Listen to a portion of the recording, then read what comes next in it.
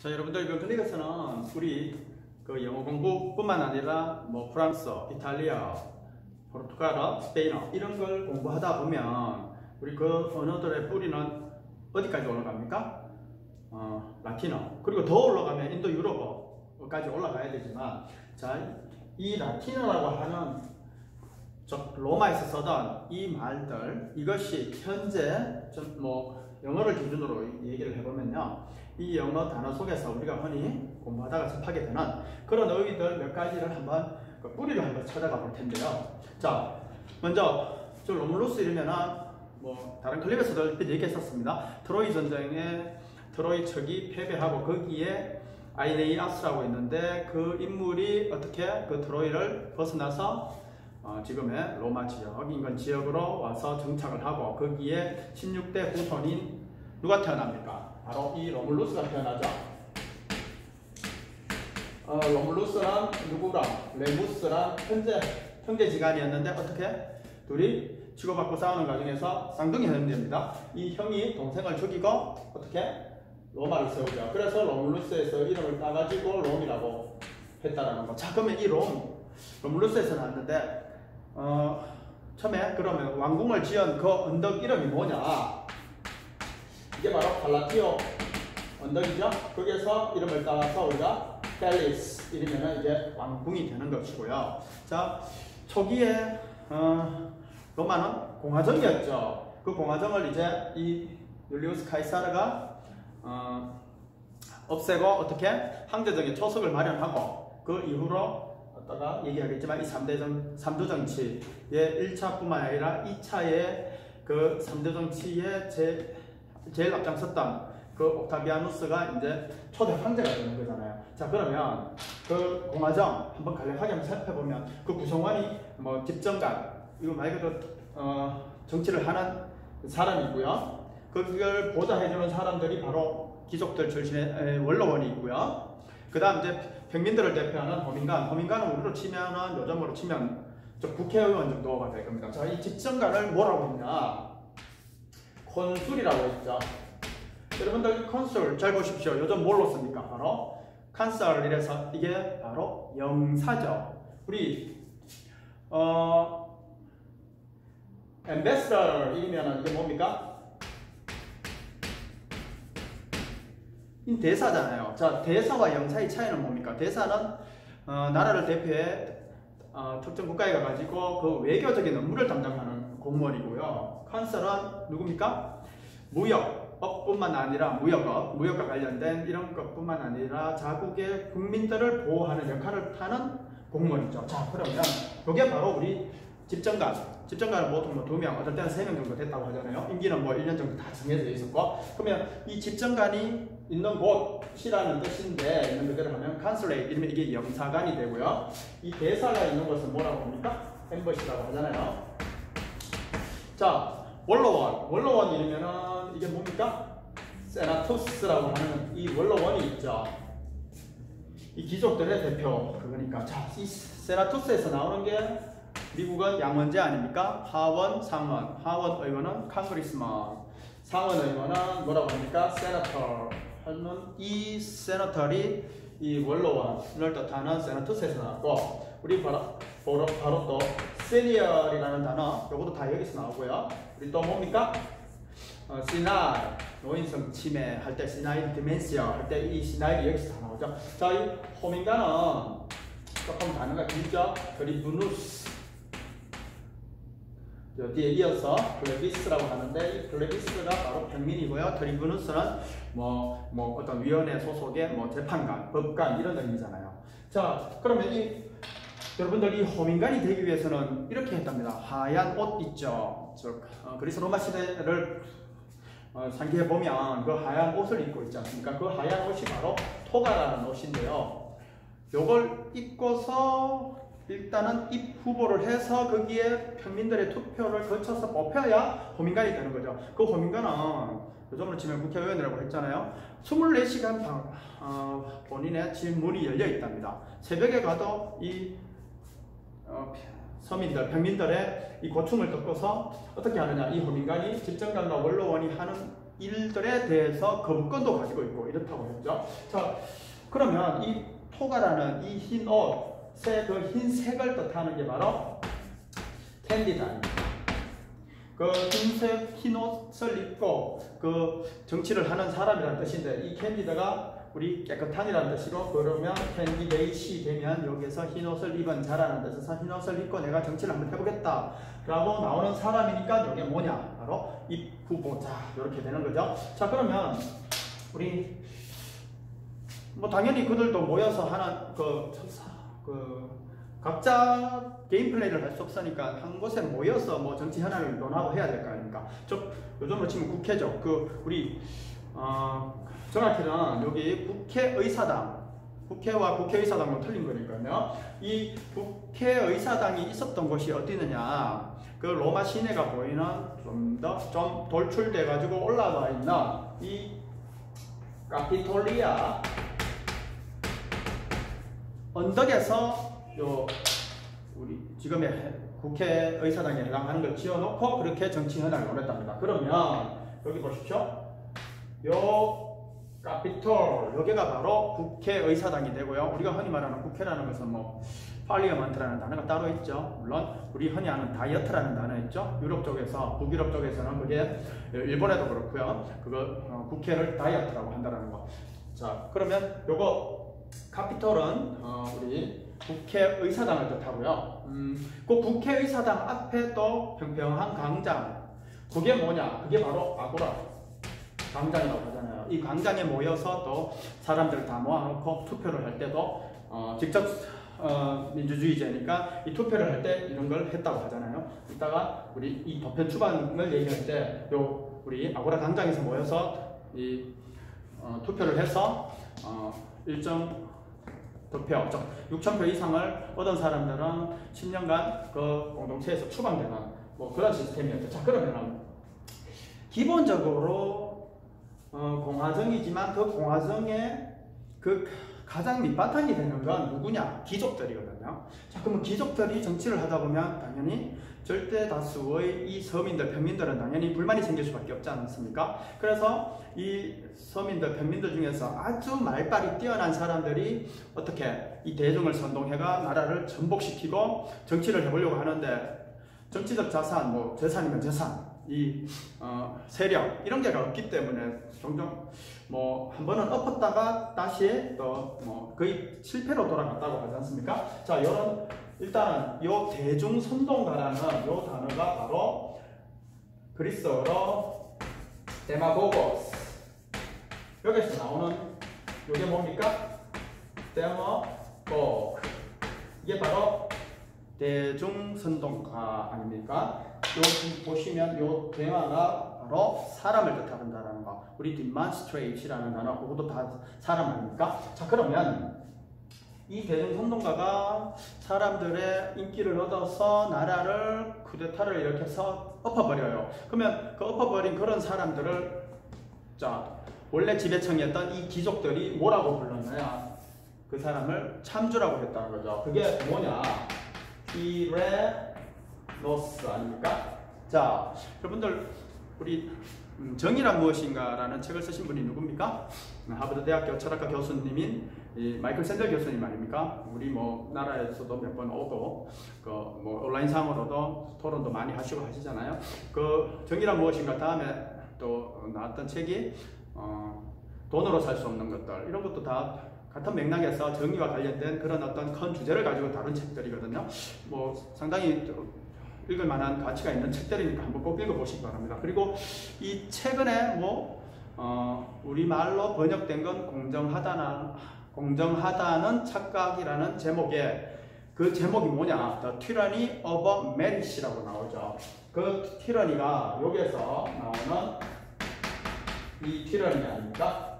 여기 바로 참주, 폭군 뭐 이런 뜻으로 다 나오죠. 물론 여기에서 또 더 간단하게 티라니는 이제 독재자, 폭군이라는 의미도 다 나오고요. 그러면 The Tyranny of Merit을 왜 공정하다는 착각을 했을까요? 자, 이 메릿은 우리 능력을 뭐 장점을 얘기하기도 하지만 이 능력주의, 능력을 얘기할 때도 그 단어를 쓰거든요. 이 능력의 폭정, 그러니까 이 능력치를 능력을 저는 우리 일반적인 우리 뭐 대입 수능 시험을 한번 생각해 보시면요, 그 시험 자체가 절대적으로 공정하다라는 것으로 볼 수는 없다.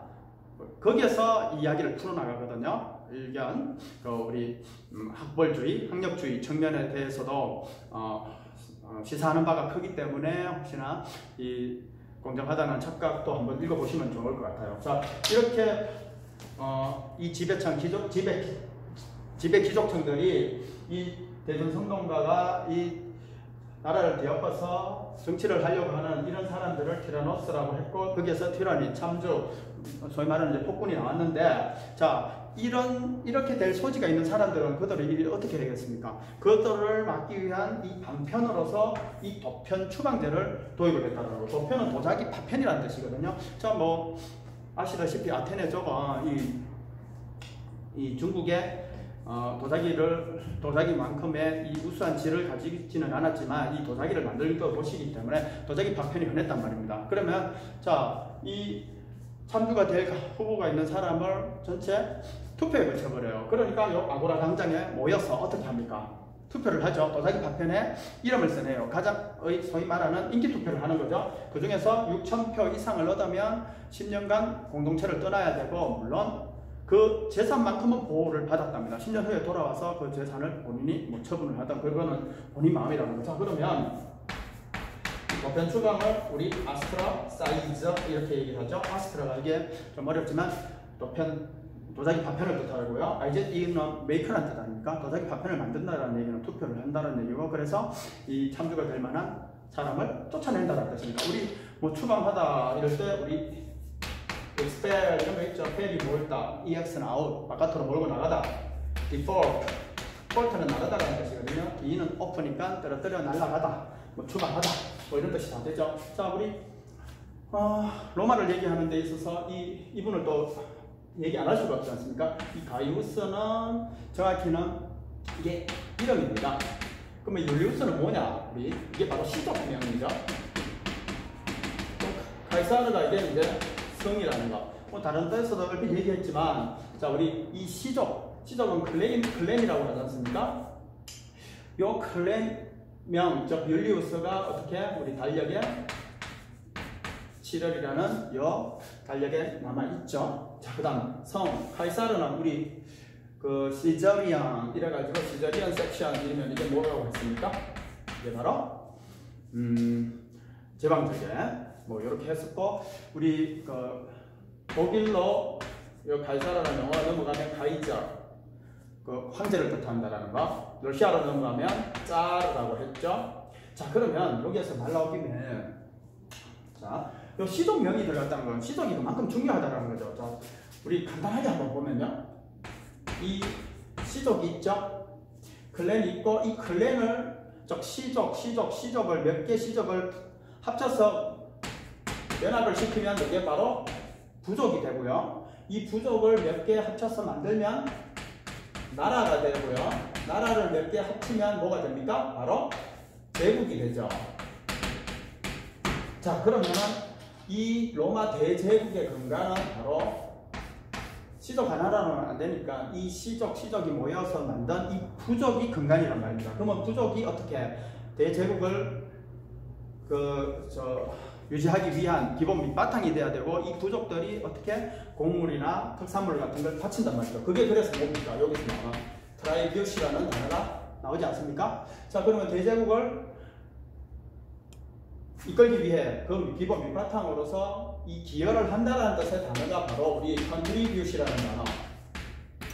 컨은 무슨 complete 아닙니까? 이 부족에서 완전하게 올려주니까 어디에 기여하다. 그러면은 이 대제국 입장에서는 각 부족들마다 이 특산품의 차이가 날 거 아닙니까? 그러면 특정 부족에는 없는 거를 또 다른 부족에서 받은 걸 가지고 나눠줘야 될 거 아닙니까? 그래서 그걸 뭐라고 합니까? 디스트리뷰시라고 하죠. 자, 근데 이 제국이 어떻게 또 잘 원활하게 돌아가지 않으면 어떤 일이 벌어집니까? 이 부족들이 일러서 어떻게 나라를, 제국을 엎어버리려고 하죠. 그래서 제국 전체가 부실해지고 하지 않습니까? 그래서 뭐뭐의 탓으로 돌리다 이 특정 부족의 탓으로 인해 가지고 제국이 이렇게 부침을 겪는다라는 의미로 어떻게 attribute이라는 단어가 여기에 이렇게 나온다는 거 알아두고요. 자, 그다음 이 삼두정치 이거 한 클립에서 다 얘기를 할 수 없으니 다음에 뭐 오현제라고 하죠. 뭐 네르바니, 뭐 마르쿠스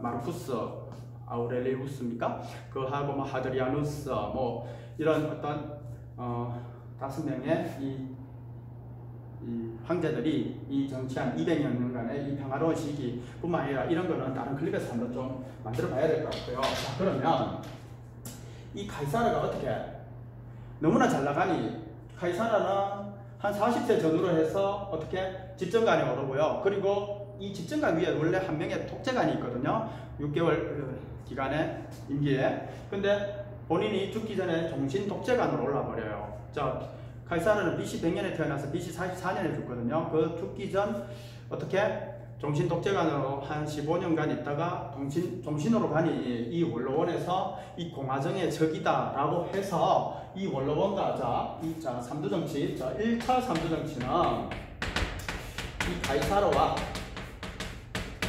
폼페이우스와 누굽니까? 크라수스는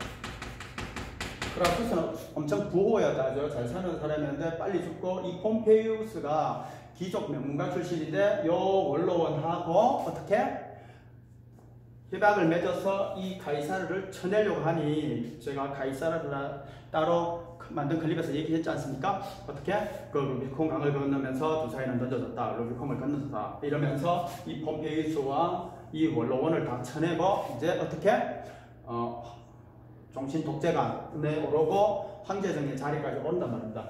황제정의 초석을 마련한단 말입니다. 그래서 이 카이사르를 자 폼페이우스와 원로원을 치내고 나서 군대에서 말하는 최고 사령관이라는 단어, 그게 뭡니까?